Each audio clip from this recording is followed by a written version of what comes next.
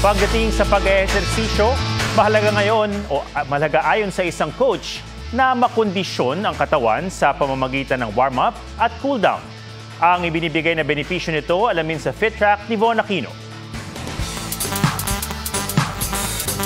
Habang naka-livestream sa treadmill, huminto si Kim Joseph Taer at tila nang hina hanggang sa unti-unting bumagsak. Nabahala ang mga tao sa paligid, pero agad naman siyang nakatayo makalipas ang ilang segundo. First time ko yung gamitin, tapos hindi ako nakapag-warm up na maayos. So, at napindot ko pa yung isang program na mabilis agad, kaya parang nabigla yung katawan ko. Sumama raw ang pakiramdam niya nang huminto para i-on ang running mode ng smartwatch. Ilang segundo lang, parang na-feel ko na nahilo ako. Tapos parang nalamig yung buong katawan ko mula paa. Para kay Strength and Conditioning Coach John Aquino, importante na bago mag-exercise, mag-warm up o i-kondisyon muna ang katawan. Sinusuportahan nito ang pagbibigay ng blood flow sa muscles. Kung walang warm-up, mas mataas ang tsansang magka-injury. Think of our muscles like a rubber band. If you take that rubber band out of the freezer, tas stretch mo siya, ano mangyayari?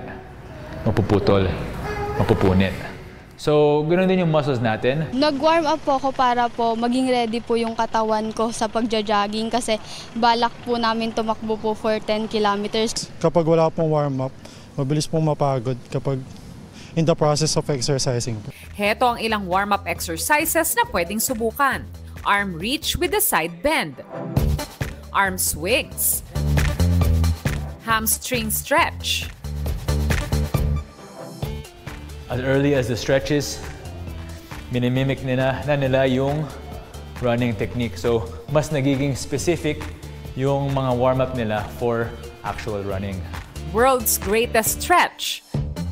Pwede ring mag-quad stretch.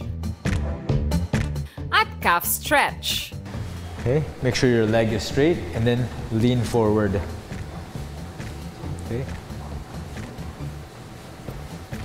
Again, sasabayin po natin ng deep breathing and slow exhales para mag-relax talaga yung muscles.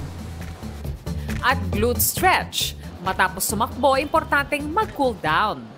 Yeah, it's not as important as warming up, but if you want to reduce soreness, if you want to recover faster, and improve flexibility.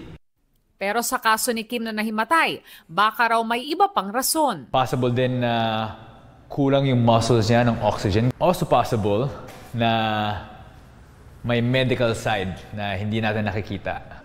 Payo ni Coach, bago magsimula ng exercises, magpasuri muna sa doktor kung may medical history.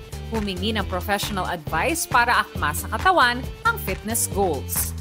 Von Aquino nagbabalita para sa GMA Integrated News. Huwag magpahuli sa mga balitang dapat niyong malaman. Mag-subscribe na sa GMA Integrated News sa YouTube.